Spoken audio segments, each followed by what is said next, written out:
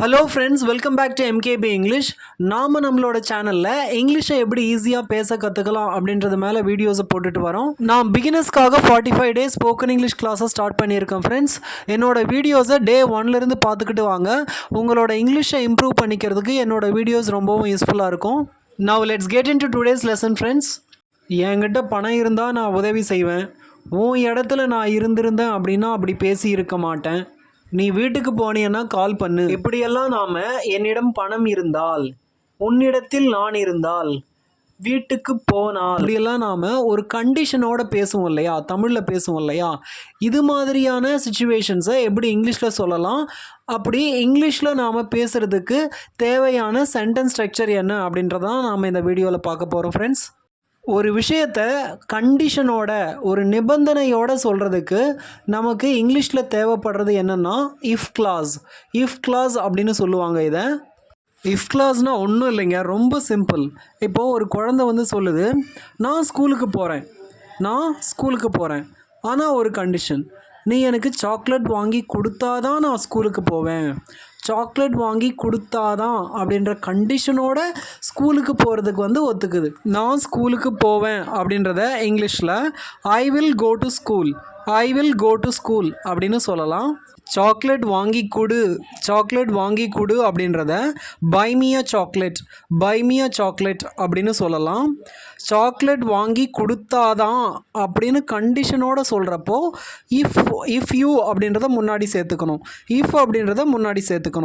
கண்டிஷனுக்காக நாம் இந்த இஃப்பை யூஸ் பண்ணுறோம். ஸோ சாக்லேட் வாங்கி கொடுத்தாதான் அப்படின்ற கண்டிஷனை சொல்கிறதுக்கு if you buy me a chocolate வாங்கி கொடு அப்படின்றத பை மீ அ சாக்லேட் அப்படின்னு சொல்கிறோம். கொடுத்தாதான் அப்படின்றத if you buy me a chocolate, நீ சாக்லேட் வாங்கி கொடுத்தாதான் அப்படின்றத if you buy me a chocolate அப்படின்னு சொல்லலாம். இந்த ரெண்டு சென்டென்சஸையும் சேர்த்து if you buy me a chocolate I will go to school, நீ சாக்லேட் வாங்கி கொடுத்தா நான் ஸ்கூலுக்கு போகிறேன் அப்படின்னு அர்த்தம். இப்போது இதையே நீ சாக்லேட் வாங்கி கொடுக்கல அப்படின்னா நான் ஸ்கூலுக்கு போக மாட்டேன் அப்படின்னு சொல்லுவோம் இல்லையா. இதை இங்கிலீஷில் if you don't buy me a chocolate I will not go to school. If you don't buy me a chocolate I will not go to school அப்படின்னு சொல்லலாம். நீ உண்மையை சொல்லலை அப்படின்னா நான் உன்னை போக விட மாட்டேன். இதை எப்படி இங்கிலீஷில் சொல்லலாம் அப்படின்னா, நான் உன்னை போக விட மாட்டேன் அப்படின்றத இங்கிலீஷில் I will not let you go அப்படின்னு சொல்லலாம். நீ உண்மையை சொல்லலை அப்படின்னா if you don't tell me the truth அப்படின்னு அர்த்தம். இப்போது இந்த ரெண்டு சென்டென்சஸையும் சேர்த்து if you don't tell me the truth I will not let you go, if you don't tell me the truth I will not let you go அப்படின்னு சொல்லலாம். சரி, இப்போது இந்த இஃப் கிளாஸ் சென்டென்ஸ் ஸ்ட்ரக்சரை பற்றி பார்க்கலாம். முதல்ல இதை ரெண்டு பார்ட்டாக பிரிக்கலாம்.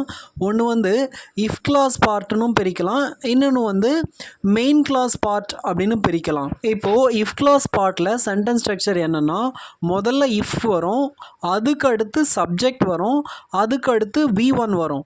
இஃப் வரும், சப்ஜெக்ட் வரும், V1 வரும், அதுக்கு அடுத்து ஆப்ஜெக்ட் வரும். ஆப்ஜெக்ட் இருக்கலாம், எல்லாமே இருக்கலாம், ஆப்ஷனல். இது எல்லாத்தையும் சேர்த்து தான் நாம் இஃப் கிளாஸ் பார்ட் அப்படின்னு சொல்கிறோம். அதே மாதிரி இன்னொரு பார்ட் இருக்கு இல்லையா, அதில் சப்ஜெக்ட் வரும், முதல்ல சப்ஜெக்ட் வரும், அதுக்கடுத்து வில் கண்டிப்பாக வரணும். இந்த வில்லுக்கு அடுத்து V1 வரணும். அந்த V1க்கு அடுத்து ஆப்ஜெக்ட் ஆப்ஷனல் வரலாம், வராமையும் இருக்கலாம். இந்த வில்லுக்கு பதிலாக நாம் சில சமயத்தில் சிச்சுவேஷனுக்கு ஏற்ற மாதிரி can, May, might, should, must இதெல்லாம் கூட யூஸ் பண்ணலாம். இப்போது இதன் மேலேயும் கொஞ்சம் எக்ஸாம்பிள் சென்டென்சஸை பார்க்கலாம். If you don't exercise you might gain weight. If you don't exercise you might gain weight. நீ எக்ஸசைஸ் பண்ணலை அப்படின்னா ஒரு வேளை வெயிட் போடுறதுக்கு வாய்ப்பு இருக்குது அப்படின்னு அர்த்தம். அதே மாதிரி ரெண்டாவது சென்டென்ஸை பாருங்கள். If he studies hard he can pass the test. If he studies hard he can pass the test. அவன் கஷ்டப்பட்டு படித்தான் அப்படின்னா டெஸ்ட்டை பாஸ் பண்ண முடியும் அப்படின்னு அர்த்தம்.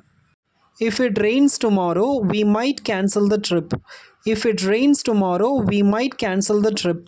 நாளைக்கு மழை போட்டுச்சு அப்படின்னா ஒருவேளை நாம் ட்ரிப்பை கேன்சல் பண்ண வேண்டியதாக போயிடும் அப்படின்னு அர்த்தம். If it rains tomorrow we should take an umbrella. If it rains tomorrow we should take an umbrella. நாளைக்கு மழை போட்டுது அப்படின்னா நாம் அம்ப்ரெலாவை எடுத்துக்கிட்டு போகணும் அப்படின்னு அர்த்தம். If you want to play you must complete your homework. If you want to play you must complete your homework. நீ விளையாடணும் அப்படின்னா கண்டிப்பாக நீ உன்னோட ஹோம்ஒர்க்கை கம்ப்ளீட் பண்ணணும் அப்படின்னு அர்த்தம். ஸோ இப்படி தான் ஃப்ரெண்ட்ஸ் நாம் இந்த இஃப் கிளாஸை பயன்படுத்தணும். ஃப்ரெண்ட்ஸ் நாம் இப்போ இந்த இஃப்பை இந்த சுச்சுவேஷனில் மட்டும் இல்லாமல் இன்னும் சில சுச்சுவேஷன்ஸில் கூட யூஸ் பண்ணுவோம். சில எக்ஸாம்பிள்ஸை பார்த்தோம் அப்படின்னா உங்களுக்கு புரிஞ்சிடும். I don't know if he will come or not. I don't know if he will come or not. அவன் வருவானா வரமாட்டானான்னு எனக்கு தெரியாது அப்படின்னு சொல்கிறோம் இல்லையா. இதை தான் இங்கிலீஷில் I don't know if he will come or not அப்படின்னு சொல்லுவோம். இங்கே நாம் இஃப் அப்படின்ற வேர்டை யூஸ் பண்ணியிருக்கோம். இந்த இஃப் அப்படின்ற வேர்டை நாம் இதுக்கு முன்னாடி பார்த்த சுச்சுவேஷனில் மட்டும் இல்லாமல் இந்த மாதிரியான சுச்சுவேஷன்ஸில் கூட யூஸ் பண்ணுவோம். அதுவா இல்லை இதுவா, அவன் வருவானா இல்லை வரமாட்டானா அப்படின்னு 2 ஆப்ஷனை கொடுத்து பேசுகிறப்பெல்லாம் நாம் இந்த இஃப் அப்படின்ற வேர்டை யூஸ் பண்ணுவோம். ஸோ இந்த சுச்சுவேஷன் வேறு, நாம் இதுக்கு முன்னாடி பார்த்த சுச்சுவேஷன் வேறு. She asked if I wanted tea or coffee. She asked if I wanted tea or coffee. எனக்கு டீ வேணுமா இல்லை காஃபி வேணுமா அப்படின்னு அவள் கேட்டா அப்படின்னு அர்த்தம். இங்கே டீ இல்லை காஃபி அப்படின்னு 2 ஆப்ஷன் கொடுத்துருக்காங்க. இந்த மாதிரி 2 ஆப்ஷனை கொடுத்து கேட்குறப்போ இந்த இஃப் அப்படின்ற வேர்டை யூஸ் பண்ணுவோம். அவ்வளோதான் ஃப்ரெண்ட்ஸ், இஃப் கிளாஸை பற்றி நாம் இன்றைக்கி வீடியோவில் கொஞ்சமாக தான் பார்த்துருக்கோம். அடுத்த வீடியோவில் இதை பற்றி இன்னும் நிறைய தெரிஞ்சுக்கலாம். இந்த இஃப் கிளாஸை உங்களோட டெய்லி லைஃப்பில் யூஸ் பண்ணுங்கள் ஃப்ரெண்ட்ஸ். இந்த வீடியோ உங்களுக்கு பிடிச்சிருந்தது அப்படின்னா லைக் பண்ணுங்கள். மறக்காமல் என்னோடய சேனலுக்கு சப்ஸ்கிரைப் பண்ணுங்கள் ஃப்ரெண்ட்ஸ். தேங்க்யூ.